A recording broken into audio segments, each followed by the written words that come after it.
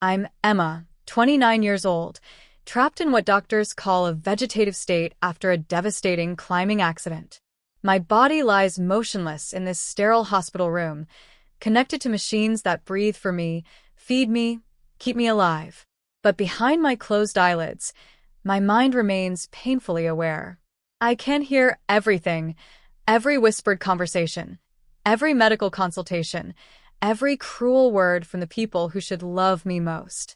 Through the fog of medications and the prison of my unresponsive body, I listen as my mother's voice cuts through the quiet like ice. Just disconnect the machines. Take her liver. Our daughter Jessica needs it more than Emma ever will. She's practically a vegetable anyway. My father's agreement comes without hesitation, without grief, without even a pause to consider that I might still be in here, listening, understanding, breaking apart at their betrayal. For 29 years, I've been the shadow child in my family, always standing in the wings while my younger sister Jessica commanded center stage. But this moment, hearing them discuss harvesting my organs like I'm already dead, this changes everything. This is my story of awakening, not from a coma, but from a lifetime of accepting less than I deserved. Growing up in suburban Denver with my parents, Margaret and Robert Chin, was an exercise in perpetual disappointment, not theirs in me, but mine in them.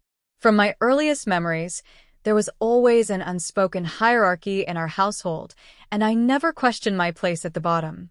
Jessica, 3 years younger than me, was everything our parents wanted in a daughter. Beautiful where I was plain, charismatic where I was quiet, effortlessly successful where I had to fight for every achievement. The favoritism wasn't subtle, it was woven into the fabric of our family life so completely that I accepted it as natural law. Christmas mornings showcased the disparity perfectly. Jessica would unwrap designer clothes, the latest technology, jewelry that caught the light just so. My gifts were practical, study guides, organizational supplies, items that reinforced my role as the responsible one who needed to work harder. Emma doesn't need as much, my mother would explain to relatives who occasionally noticed the difference. She's naturally motivated. Jessica needs more encouragement. Birthday celebrations followed the same pattern. Jessica's parties were elaborate affairs with themed decorations, professional photographers, and guest lists that filled our backyard. Mine were quiet dinners with immediate family, often rescheduled when Jessica's activities conflicted. One year, my 16th birthday was moved 3 times to accommodate Jessica's dance recitals, volleyball tournaments, and a friend's pool party that she simply couldn't miss. "You understand, don't you, Emma?" my mother would ask, not really seeking an answer. "You're so mature for your age. Jessica needs these social experiences more than you do." And I did understand. Or at least I thought I did. I internalized the message that my needs were less important, my achievements less noteworthy, my presence less valued. When Jessica struggled with basic algebra, she got a tutor and extra support. When I taught myself calculus 2 years ahead of my grade level, it was met with a distracted "that's nice, honey," and a redirect to help Jessica with her homework. The pattern extended to every aspect of our lives. Jessica played 3 sports and took dance lessons. I was told we couldn't afford my violin lessons after the first semester. Jessica got driving lessons from a professional instructor. I learned from my father in tense, criticism-filled sessions in empty parking lots.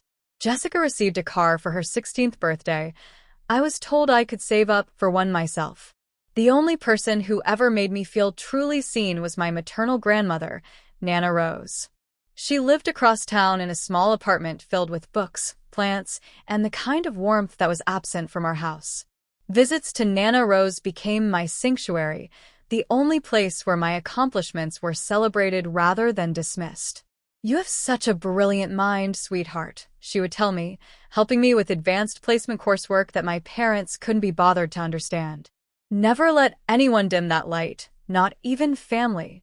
Nana Rose attended every academic competition, every honor society induction, every moment my parents deemed unimportant.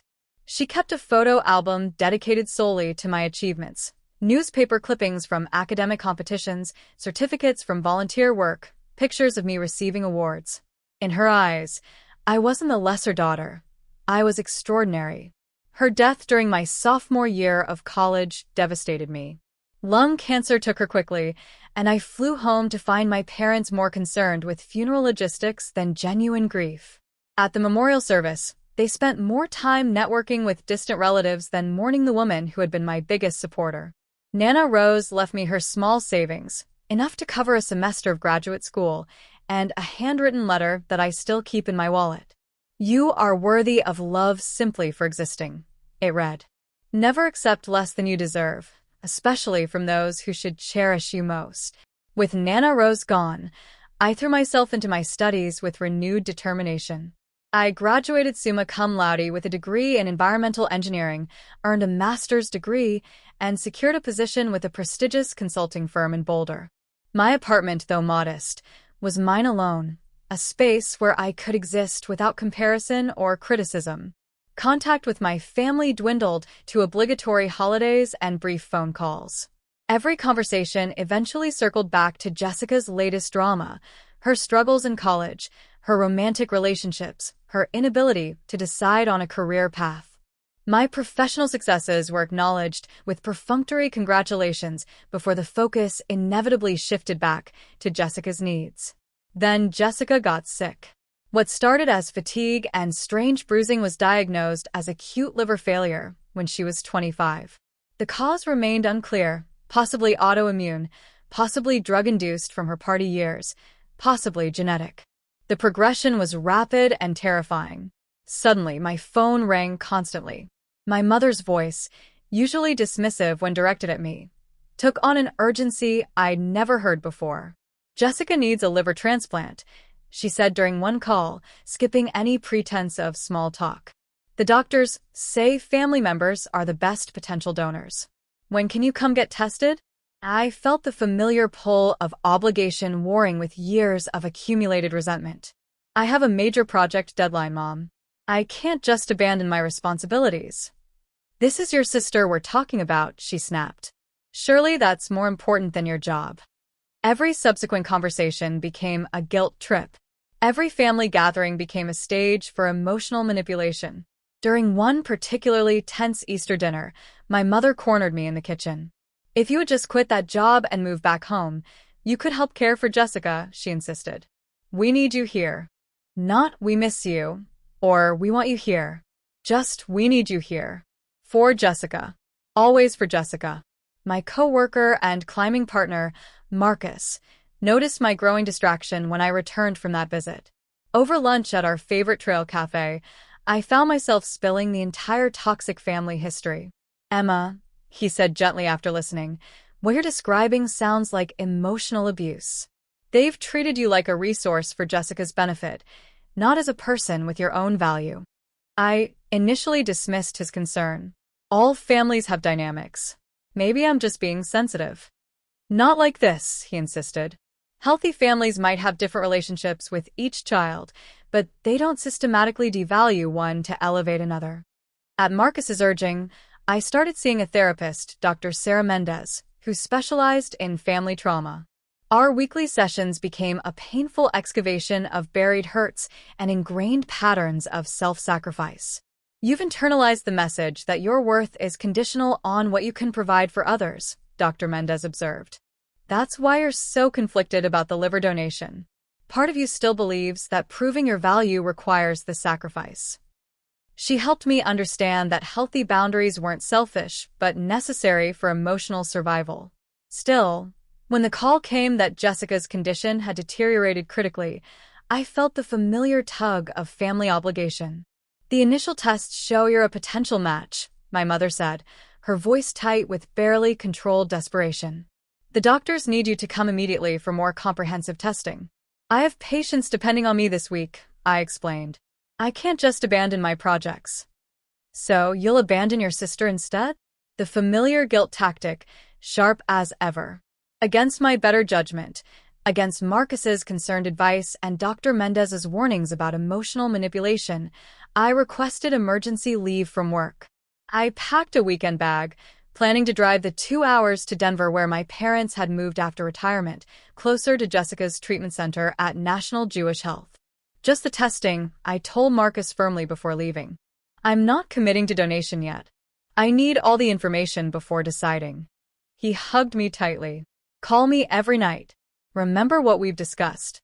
You're allowed to say no, Emma. Your body belongs to you, not your family. I nodded, but as I started the drive south on Highway 36, doubts clouded my mind as heavily as the approaching storm clouds obscured the Rocky Mountains. What kind of person hesitates to save their sister's life? But also, what kind of parents only value a daughter for her spare parts? The last thing I remember clearly was the sudden hailstorm that turned the highway treacherous. Marble-sized hail hammering my windshield, making visibility nearly impossible. I was slowing down, looking for a safe place to pull over, when I saw the truck ahead of me jackknife on the slick road. Time slowed as I watched the massive vehicle slide sideways across both lanes. I yanked the wheel hard to the right, but my car hit the ice-slick asphalt at the wrong angle. The world turned into a kaleidoscope of spinning metal and shattering glass. My car rolled 3 times before wrapping around a guardrail. The physics of the crash, as investigators later explained, were particularly brutal. The initial impact compressed my spine, while the rolling motion caused severe brain trauma as my head repeatedly struck the roof and windows. Internal injuries were extensive: lacerated liver, punctured lung, internal bleeding that nearly killed me before the paramedics arrived. My first coherent memory is darkness and voices. Not the comfortable darkness of sleep, but the profound darkness of a brain struggling to reconnect with a broken body. I couldn't open my eyes, couldn't move, couldn't speak.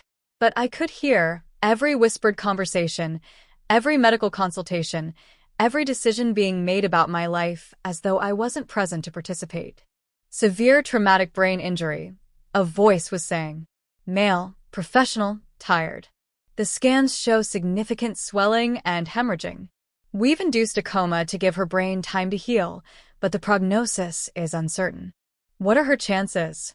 My father's voice, clipped and businesslike. Too early to tell. Brain injuries are unpredictable. She could wake up tomorrow, next month, or... The doctor's voice trailed off. Or never. My mother finished coldly. Then came conversations that chilled me more than any medical diagnosis. My parents spoke to doctors about my condition not with hope or grief, but with calculating practicality. If she doesn't recover, my mother asked during one consultation, what happens to her organs? There was a pause. Mrs. Chun, it's far too early to discuss organ donation. Emma is stable and showing some brain activity. But theoretically, my father pressed. If she's declared brain dead, her liver could help Jessica, couldn't it? I understand your other daughter needs a transplant, the doctor replied carefully, but Emma is not brain dead. She's in a medically induced coma with brain activity. These are very different conditions. How long before you know for certain? My mother asked. Jessica doesn't have much time. The doctor's voice grew stern. Mrs. Chun, I need to be very clear. We're focused on Emma's recovery, not on organ procurement. These conversations are premature and inappropriate. But they didn't stop having these conversations. They simply had them more quietly, in corners of my room when they thought the medical staff couldn't hear. The liver transplant coordinator said family members have priority. My father whispered one evening. If Emma is declared brain dead, Jessica could have her liver within hours. She's been like this for 2 weeks, my mother replied. How much brain activity can there really be? Look at her, she's already gone. I wanted to scream, to move, to show them I was still here. But my body remained a prison, unresponsive to my desperate attempts at movement. The medications kept me floating in a space between consciousness and unconsciousness, aware but unable to communicate that awareness. The conversations grew more disturbing as Jessica's condition worsened. Maybe we could talk to that doctor, the one who seemed more sympathetic, my mother suggested during one visit. Explain that Emma would want to help her sister. The brain activity is probably just reflexes anyway, my father agreed. The doctor said brain-dead patients sometimes seem responsive even when they're not. She never really had much of a life anyway, my mother said with devastating casualness. No husband, no children, just that job she cared more about than family. At least this way her death would mean something. Each word was a knife to my consciousness. They were discussing my death, planning it, justifying it, while I lay helpless, unable to defend myself or assert my will to live. The only person who seemed to recognize my humanity was my night nurse, Carol. She was older, with graying hair and gentle hands that moved carefully when adjusting my tubes or checking my vitals. "I know you're in there," she would whisper while performing her tasks. "Don't listen to them. You keep fighting." Carol must have noticed my parents' disturbing focus because she began documenting their conversations in my chart. She also, I later learned, started advocating for more aggressive rehabilitation efforts despite my parents' apparent indifference to my recovery. 3 weeks into my coma, something shifted. The doctors began reducing my medications, allowing my brain to emerge from its medically induced darkness. I started responding to stimuli, following lights with my eyes, moving fingers when asked, showing clear signs of consciousness. "This is very encouraging," Dr. Martinez, my neurologist, told my parents during rounds. "Emma is showing significant improvement. We're optimistic about her recovery." Instead of joy or relief, I detected annoyance in my parents' response. "What does that mean for her long-term prognosis?" my mother asked. "Will she be normal?" "Recovery from traumatic brain injury is a process," Dr. Martinez explained. "We'll need extensive rehabilitation, but her responses suggest she retained most of her cognitive function." "And how long will that take?" my father pressed. "Months. Years." I wanted to understand their urgency until I overheard a conversation between them and Jessica's doctor later that day. "Jessica's condition has deteriorated significantly," the transplant coordinator was explaining. "We need to find a donor match very soon, or we'll need to consider moving her to hospice care." "What about Emma?" my mother asked immediately. "She's family. Surely that takes priority." "Emma is no longer in a coma and is expected to recover," the coordinator replied. "Living donor transplants require extensive evaluation and consent. Emma would need to undergo psychological assessment, medical testing, and make an informed decision about donation." "But she's still impaired," my father argued. "She can't even speak yet." "That's temporary," the coordinator said firmly. "Brain injury patients often recover communication abilities as they heal. Emma will need to provide clear, informed consent for any surgical procedure." That evening, my parents' conversation took a darker turn. "She's always been selfish," my mother said, her voice low but audible to my hypersensitive hearing. "Even as a child, everything had to be about her achievements, her needs." "Maybe we could have her declared incompetent," my father suggested. "Get guardianship and make medical decisions for her." "The doctors said she's improving too quickly for that. They expect full recovery. Then we need to work on her guilt. Remind her that family comes first. Jessica is dying while Emma gets to live a full life." My mother's laugh was bitter. "What life? She's 29 and alone. No husband, no children, just that job. Jessica has so much more to live for." As my physical recovery progressed, so did my emotional awakening. The fog of medication cleared, revealing not just their recent betrayal but a lifetime pattern of devaluation I'd somehow normalized. Dr. Mendez's words echoed in my healing brain. "They've treated you like a resource for Jessica's benefit, not as a person with your own value." Physical therapy began with small victories. Moving my fingers on command, tracking objects with my eyes, eventually sitting up with assistance. Each improvement felt like reclaiming pieces of myself, not just physically, but emotionally. My speech returned gradually, starting with single words that felt foreign on my tongue after weeks of silence. The first word I managed to say clearly was no, perhaps prophetic given what was coming. "That's wonderful, Emma," my physical therapist, Janet, encouraged. "Your speech is coming back beautifully." When my parents learned I could communicate again, their visits took on a new intensity. They arrived with Jessica's medical team, photographs of her deteriorating condition, and carefully crafted emotional appeals. "Look how sick she is," my mother said, showing me pictures of Jessica's jaundiced face and swollen abdomen. "The doctors say she has days, maybe weeks." "We know you'll want to help," my father added. "You've always been the responsible one. Jessica needs you now more than ever." But something had fundamentally changed during those weeks of forced silence. Hearing them discuss my death with such casual indifference had burned away the last vestiges of obligation I'd felt toward them. For the first time in my life, I saw our family dynamics clearly, not as natural or normal, but as profoundly toxic. "I need time to think," I managed to say, my voice still hoarse from the breathing tube. "Time," my mother's voice sharpened. "Jessica doesn't have time. Every day you delay is a day closer to losing her." "My body," I said more firmly. "My choice."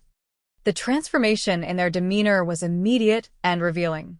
Gone was any pretense of concern for my recovery or well-being. Their focus narrowed entirely to what I could provide for Jessica. "You're being incredibly selfish," my mother said, her voice cold as winter wind. "After everything we've done for you, this is how you repay us? What have you done for me?" The question came out stronger than I'd intended, my voice gaining power as my anger grew. My father looked genuinely surprised. "We raised you, provided for you, gave you opportunities. You gave Jessica opportunities. I was an afterthought, a resource to be used when needed." "That's not true," my mother protested, but her voice lacked conviction. "I heard you," I said, meeting her eyes directly. "While I was in the coma, I heard every word." The color drained from both their faces. "You heard what?" my father asked weakly. "Everything. How you discussed declaring me brain dead. How you said I never had much of a life anyway. How you planned to use my organs for Jessica." The silence stretched between us, heavy with exposed truth. "We were desperate," my mother finally said. "People say things when they're desperate." "No," I replied firmly. "Desperate people reveal who they really are. And you revealed that you see me as spare parts for your precious daughter." My father tried a different approach. "Emma, be reasonable. You have 2 healthy kidneys, a healthy liver. You could save Jessica's life and still live normally." "Normally?" I laughed, the sound harsh in the sterile room. "Nothing about our family has ever been normal. I've spent 29 years being normal, being the responsible one, the understanding one, the one who needed less. I'm done being normal."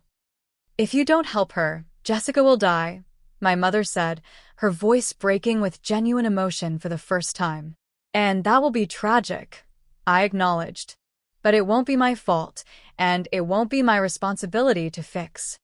The next few days brought a parade of family friends, distant relatives, and Jessica's friends, all recruited to pressure me into donation. Each visitor carried the same message: family obligation, sisterly duty, the greater good of saving a life. But Carol, my guardian angel nurse, had quietly arranged for something else, a visit from Dr. Mendez, my therapist, who somehow got clearance to see me despite my parents' objections. "You look different," Dr. Mendez observed after we talked for an hour. "Stronger. More centered." "I feel like I'm seeing clearly for the first time," I told her. "All those sessions where you tried to help me understand that their treatment wasn't normal, I finally get it." "What changed?" "I heard them planning my death. Not grieving it, planning it. They discussed my organs like I was already dead, like my life had so little value that it was worth more as spare parts." Dr. Mendez nodded grimly. "And how does that make you feel now?" "Free," I said, surprising myself with the word. "For the first time in my life, I feel free to choose what's right for me without guilt." When Jessica herself finally visited, I expected the encounter to be more difficult emotionally. She arrived in a wheelchair, her skin yellowed with jaundice, looking fragile and undeniably sick. "I don't want to die, Emma," she said simply. "I know our parents put pressure on you, but I'm asking you myself. Please help me." Looking at her, I felt genuine sadness, but not the crushing guilt I'd expected. "I'm sorry you're sick, Jessica. I truly am. But I can't save you by sacrificing myself." "It's not a sacrifice," she protested. "People donate organs all the time and live full lives." "That's not what I mean by sacrifice," I explained. "I've sacrificed my emotional well-being for this family my entire life. I've accepted being treated as less valuable, less worthy, less deserving. I can't do it anymore." But I could die, she whispered. Yes, you could. And that would be terrible. But my living organ wouldn't just save your life. It would validate a lifetime of treating me like a resource rather than a person. Her tears were genuine, and for a moment, I wavered. Then I remembered my mother's voice. She never really had much of a life anyway. I hope you find another donor, I said gently. But it won't be me. The decision to refuse donation created a family earthquake. My parents stopped visiting entirely, their absence somehow more healing than their presence had ever been. Extended family members called to express their disapproval, each conversation reinforcing my certainty that I'd made the right choice. Marcus drove down from Boulder as soon as he could get time off work, arriving with flowers and a fierce, protective energy. You look amazing, he said, though I knew I looked terrible, scarred, thin, still partially paralyzed on my left side. I feel amazing, I told him honestly. For the first time in my life, I feel like I belong to myself. Physical recovery accelerated once the emotional pressure lifted. My speech returned fully, my mobility improved daily, and my cognitive function showed no lasting impairment. The doctors marveled at my progress, attributing it to my positive attitude and strong motivation. What they didn't understand was that I wasn't just healing from the accident. I was healing from 29 years of emotional damage. The hospital assigned me a social worker, Patricia, who helped me plan for life after discharge. Since my parents had essentially disowned me for refusing donation, I needed to rebuild my support system from scratch. You have excellent insurance coverage for rehabilitation, Patricia explained. And your employer has been very accommodative about extended leave. My employer actually cares about me as a person, I realized aloud. That's not something I can say about my family. Marcus helped arrange temporary housing near the rehabilitation center in Boulder, where I would spend the next 3 months regaining full function. My coworkers organized meal deliveries and visiting schedules. Former clients sent cards and flowers. The contrast with my family's abandonment was stark and illuminating. 2 months after my refusal, I learned through a mutual friend that Jessica had found a donor match through the National Registry. The surgery was successful, and her recovery was progressing well. I felt genuine relief at this news, free from any regret about my decision. My parents never contacted me to share this update. Even Jessica's recovery, which removed their primary source of anger toward me, didn't prompt any attempt at reconciliation. They can't forgive you for asserting your own value, Dr. Mendez observed during one of our video sessions, because that forces them to confront how they've treated you. 6 months after the accident, I returned to work part-time, my physical capabilities nearly fully restored. My limp was barely noticeable, my speech was clear, and my cognitive function was actually sharper than before, as though the trauma had burned away unnecessary mental clutter. My apartment in Boulder became a sanctuary of chosen objects and relationships. Every piece of furniture was something I'd selected. Every photograph showed people who valued me for who I was rather than what I could provide. The contrast with my childhood home, where my achievements were hidden to make room for Jessica's participation certificates, was profound. 1 year after the accident, I received an unexpected letter from Jessica. It was handwritten on simple stationery, delivered to my workplace rather than my home address. Emma, it began, I've been in therapy since the transplant, dealing with survivor's guilt and family dynamics. I'm writing to tell you that I understand why you refused to be my donor, and I'm sorry for the pressure we put on you. She explained that recovery had given her perspective on our family patterns that she'd never noticed while being the beneficiary of them. I always thought you were the strong one who didn't need support, she wrote. I see now that you needed it just as much as I did, but you were denied it because I was getting all of it. The letter was thoughtful and seemed genuine, but I felt emotionally distant from the entire situation. It felt like receiving an apology for something that had happened to someone else. I don't need anything from you, she concluded. I just wanted you to know that I see the truth now, and I'm sorry for my part in it. I showed the letter to Dr. Mendez during our next session. How does this make you feel? She asked.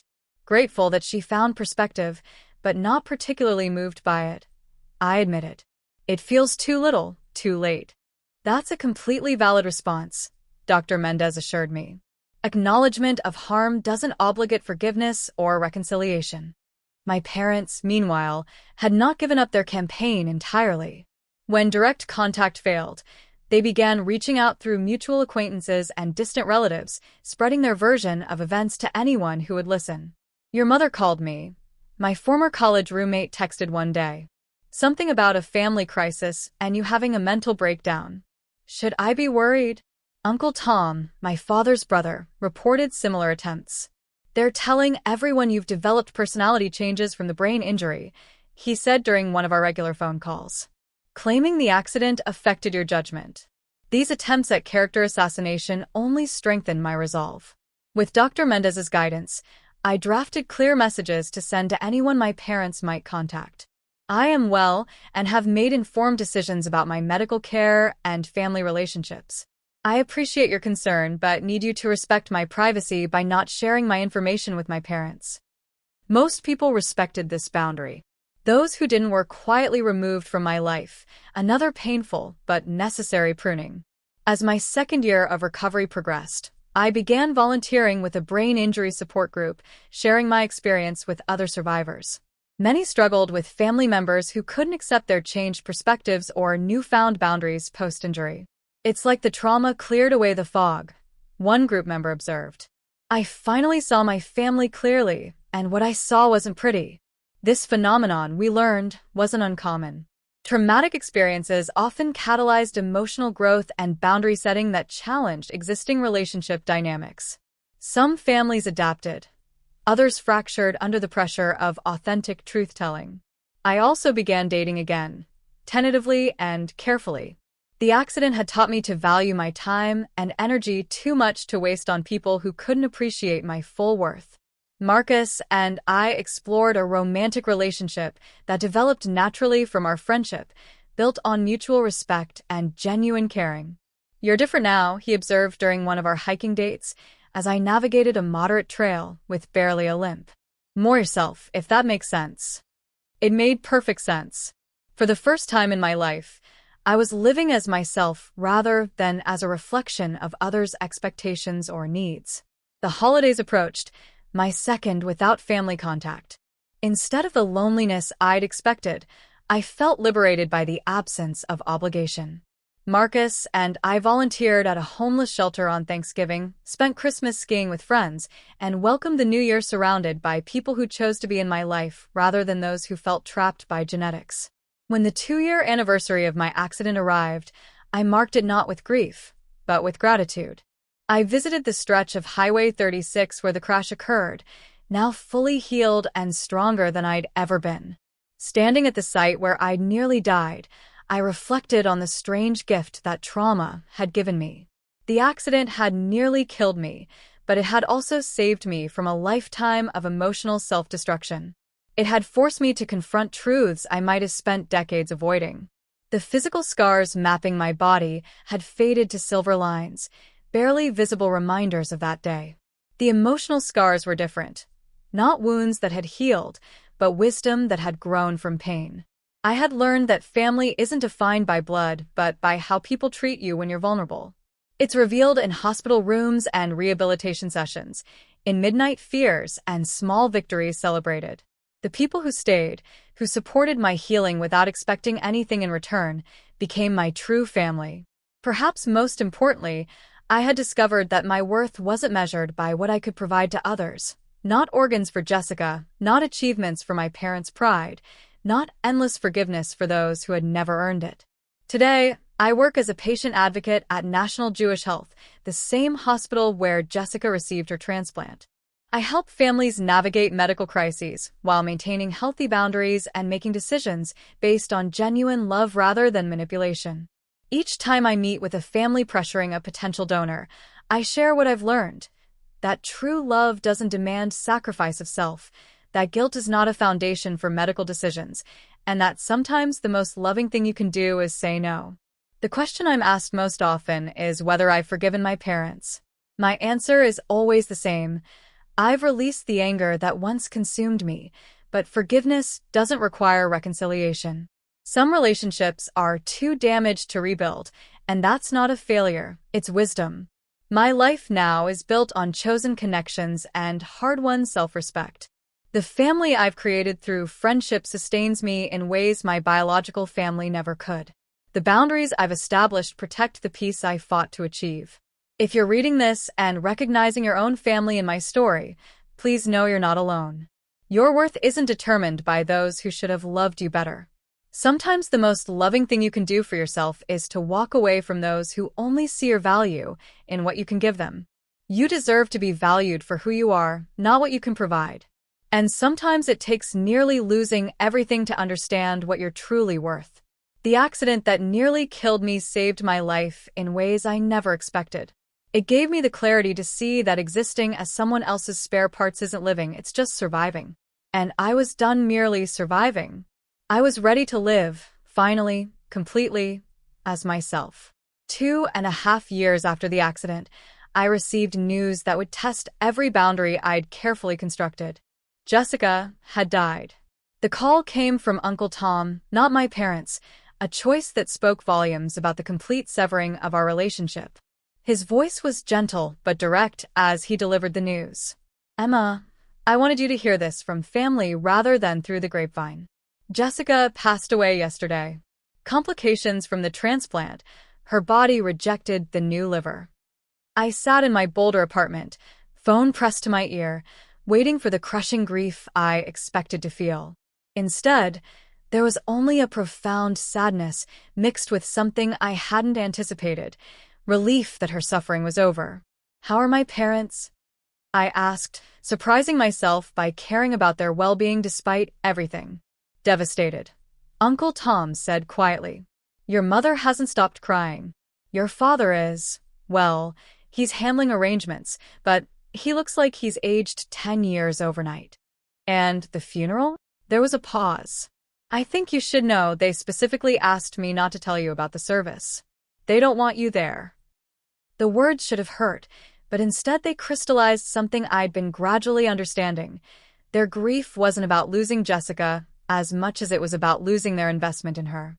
They couldn't separate their love for her from their identity as her parents, and my presence would remind them of their failure to secure what they saw as my obligation to save her. "That's probably for the best," I told Uncle Tom honestly. "But thank you for letting me know." That evening, Marcus found me sitting on my balcony, looking out at the mountains that had become my sanctuary. I'd called him after Uncle Tom's call, needing someone who understood the complexity of my emotions. "How are you feeling?" he asked, settling beside me with 2 cups of tea. "Sad," I said truthfully, "but not guilty. I thought I might feel guilty, like maybe if I donated my liver 2 years ago, she'd still be alive. But you know that's not logical, right? Organ rejection can happen to any transplant recipient." "Intellectually, yes. But families aren't logical. And for 29 years, I was trained to take responsibility for everyone else's problems." Marcus took my hand. "And now I know that Jessica's death is a tragedy, but it's not my tragedy to carry. I mourn for the sister I might have had if our family had been healthier, but I can't mourn for the sister who saw me as a resource rather than a person." Dr. Mendez helped me process these feelings during our next session, validating my response while acknowledging its complexity. "Grief doesn't follow rules," she reminded me.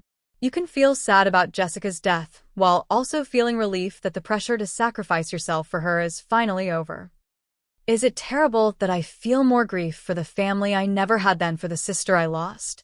"It's honest," she replied. "And honesty is what's allowed you to heal." The weeks following Jessica's death brought unexpected revelations. Uncle Tom called regularly, sharing details about my parents' complete emotional collapse and the financial devastation of years of medical bills. "They refinanced the house 3 times to pay for Jessica's treatments," he told me during one conversation. "Now they're facing foreclosure. Your father asked me to reach out to you about helping them financially." The request was so tone-deaf, so perfectly representative of our family dynamics, that I almost laughed. "They want money from the daughter they disowned for refusing to give up her organs?" I told him it was inappropriate, Uncle Tom said quickly. "But they're desperate, Emma. Your mother hasn't left the house since the funeral. Your father looks like a ghost." "That's tragic," I said, meaning it. But their financial problems aren't mine to solve, just like Jessica's medical problems weren't mine to solve. I understand. I just promised I'd ask. And now you have. The answer is no. 3 months after Jessica's death, my parents made one final attempt at contact. They showed up at my workplace again, but this time they looked broken rather than demanding. My father had lost significant weight, and my mother's hair had gone completely gray. Security called to warn me they were in the lobby, and I had a choice to make. I could have them escorted out again, or I could face them one final time. Something in their defeated appearance made me curious about what they had to say. Give me 5 minutes with them, I told security. But stay close. They sat across from me in the small conference room I'd reserved, looking like strangers wearing my parents' faces. For a long moment, no one spoke. We wanted to apologize, my father finally said, his voice barely above a whisper. For what, specifically? I asked, my tone professional rather than emotional. For everything, my mother said, tears streaming down her face. For how we treated you. For what we said in the hospital. For choosing Jessica over you your entire life. Why now? I asked. Why not 2 years ago when I begged you to see me as more than spare parts? Because we couldn't see past saving Jessica, my father admitted. We were so focused on keeping her alive that we couldn't see we were killing our relationship with you. And now that she's gone, you suddenly miss the daughter you never valued? My mother's sob was raw and painful to hear. We always loved you, Emma.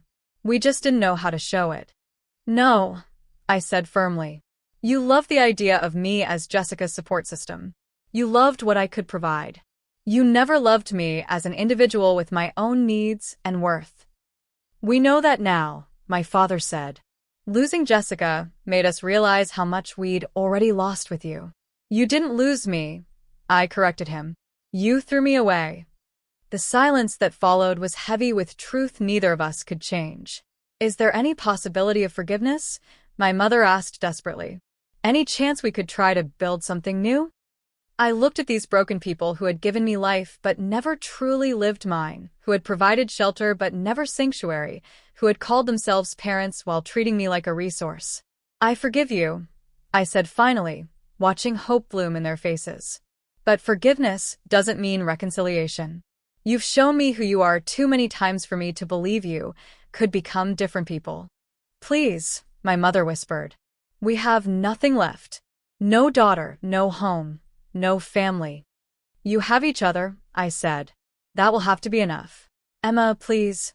My father tried one more time. We're your parents. No, I said, standing to signal the end of our conversation. You were my parents. Now you're just people I used to know, who happen to share my DNA. I walked them to the lobby and watched them leave, 2 elderly people shuffling into a future they'd created through their own choices. I felt sadness for them, but no guilt. They had made their priorities clear for 31 years, and I had finally learned to make mine equally clear. That evening, I called Dr. Mendez to process the encounter. How do you feel now? She asked. Complete, I said, surprising myself with the word. Like I've finally closed a door that needed to be closed. Any regrets? Only that it took nearly dying for me to understand that I deserved better. The years that followed were marked by growth rather than grief. Marcus and I married in a small ceremony surrounded by chosen family, colleagues, friends from the support group, Uncle Tom, and a few relatives who had chosen to maintain relationships with me independent of my parents. We bought a house in the foothills outside Boulder, with large windows facing the mountains and space for the family we planned to build together. When our daughter was born 2 years later, we named her Rose after my grandmother, the only family member who had ever seen my full value. Holding my daughter for the first time, I made a silent promise that she would never question her worth, never doubt her place in our family, never be asked to sacrifice herself for anyone else's needs. She would be loved unconditionally, not for what she could provide, but for who she was. My work at the hospital evolved into a specialized role counseling families facing organ donation decisions. I helped them navigate the complex emotions and ethical considerations while ensuring that potential donors were protected from pressure and manipulation.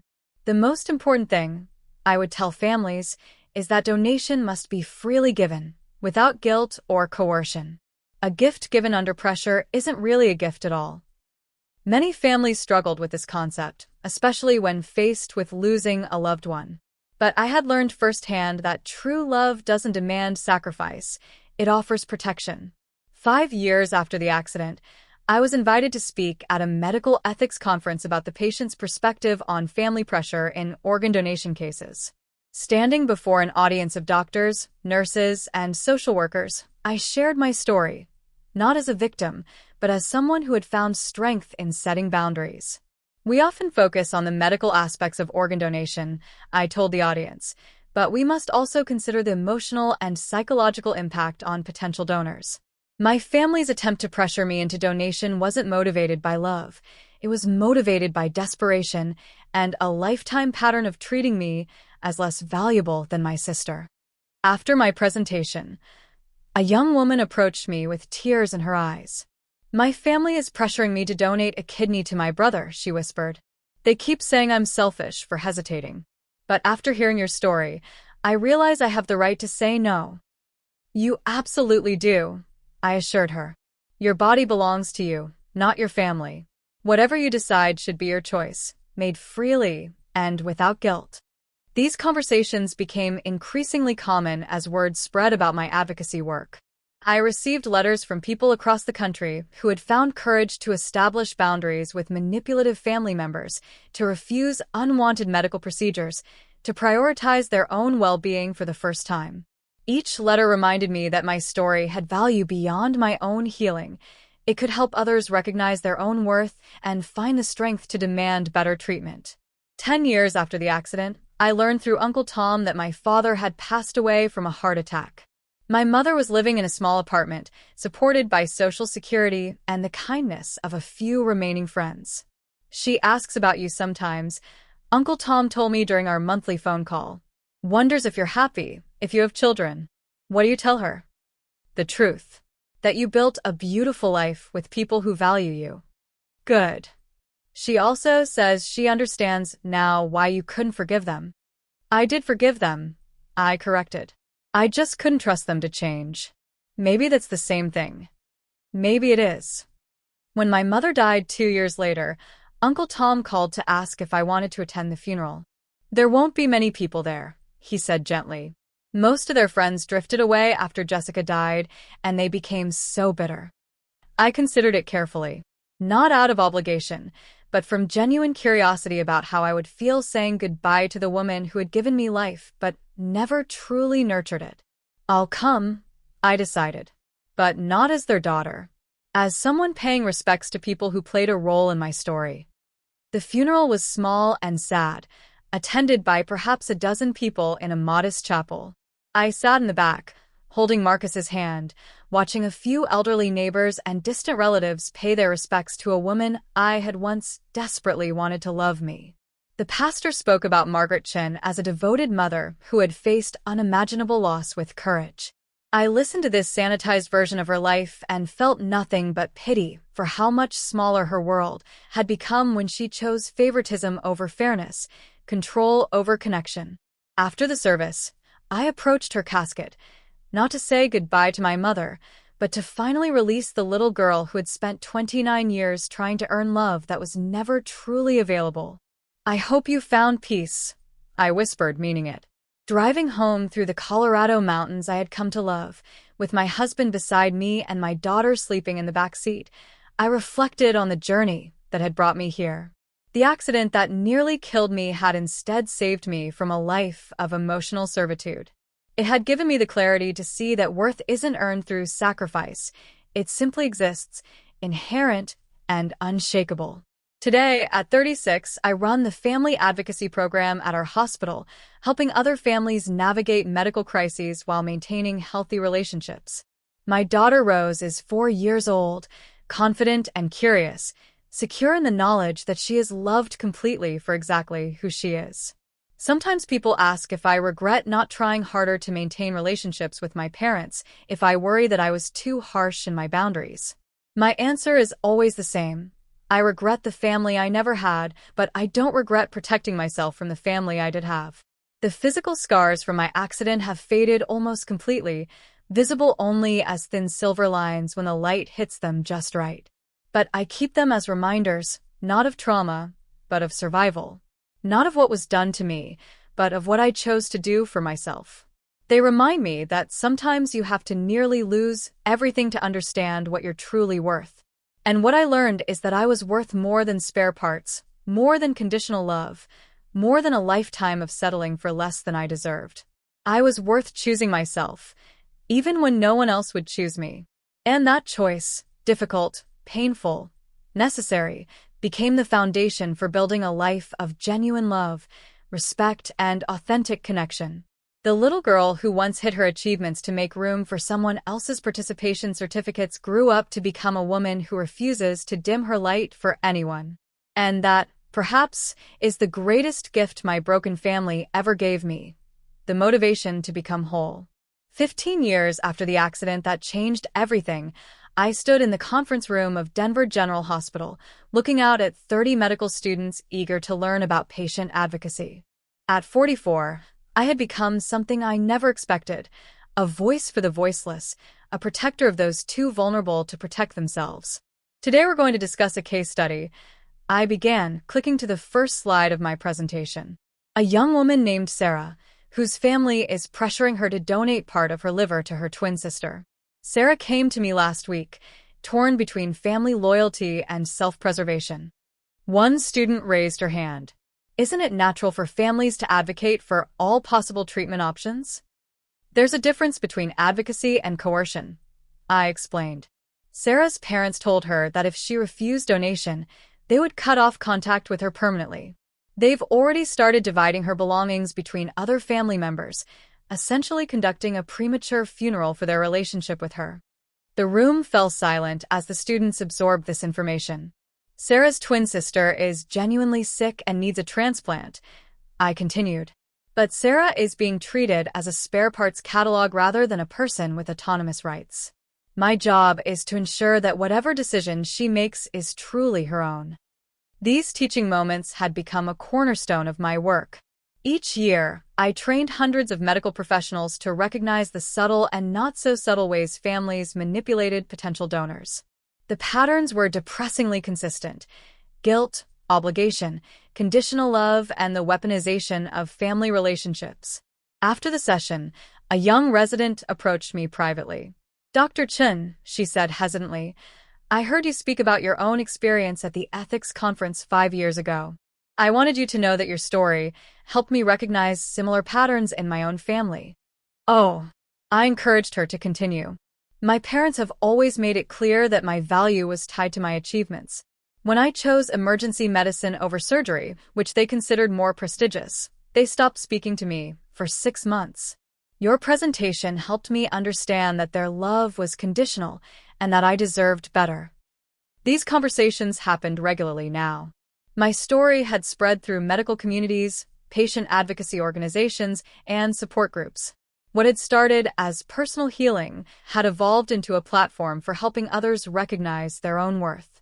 "Have you been able to establish healthier boundaries?" I asked. "It's a work in progress. But for the first time, I'm making decisions based on what I want rather than what will earn their approval. It's terrifying and liberating at the same time." "That's exactly how it should feel," I assured her. "Growth is uncomfortable, but it's necessary." That evening, I returned home to find Marcus in the kitchen with our 2 children, Rose, now 9, and our son David, 6. They were covered in flour, attempting to make homemade pizza with varying degrees of success. "How did the teaching go today?" Marcus asked, wiping tomato sauce from David's cheek. "Good. Another group of future doctors who will hopefully think twice before pressuring patients into unwanted procedures." "Mom," Rose called from where she was meticulously arranging pepperoni, "tell David he can't put gummy bears on pizza." "David," I said seriously, "gummy bears do not belong on pizza." "But what if I want them there?" he protested, his 6-year-old logic impeccable. "Then you can make your own personal pizza with gummy bears," I compromised. "But you can't force Rose to eat gummy bear pizza if she doesn't want to." Marcus caught my eye and smiled. Even in these simple moments, I found myself teaching consent and bodily autonomy. Our children would grow up understanding that their choices mattered, that their boundaries deserved respect, that love didn't require self-sacrifice. Later that night, after the children were asleep, I received an email that would challenge everything I thought I'd resolved about my past. The subject line read, "From Jessica's transplant coordinator." My hands trembled slightly as I opened it. "Dr. Chen," it began, "I hope this message finds you well. I'm writing because we recently received Jessica's medical records as part of a research study on long-term transplant outcomes. While reviewing her file, I discovered information that I believe you should know." My heart rate increased as I continued reading. Jessica's liver failure was not idiopathic, as your family was told. Toxicology reports from her initial hospitalization showed significant levels of acetaminophen, consistent with either intentional overdose or long-term abuse of prescription pain medications. This information was shared with your parents at the time, but they requested it be kept confidential. The room seemed to tilt around me. Jessica's illness hadn't been random or genetic, it had been self-inflicted. My parents had known this and still demanded I sacrifice my body to save her from the consequences of her choices. Additionally, the email continued, "Your parents consulted with 3 different transplant coordinators about having you declared mentally incompetent due to your brain injury. They were seeking legal guardianship specifically to authorize organ donation without your consent. This plan was abandoned only when your recovery exceeded their timeline." Value. The girl who had once hidden her achievements to make room for someone else's participation certificates had grown into a woman who refused to let anyone's light be dimmed for another's comfort. And perhaps that was the greatest victory of all, not just saving myself, but learning to help others save themselves too.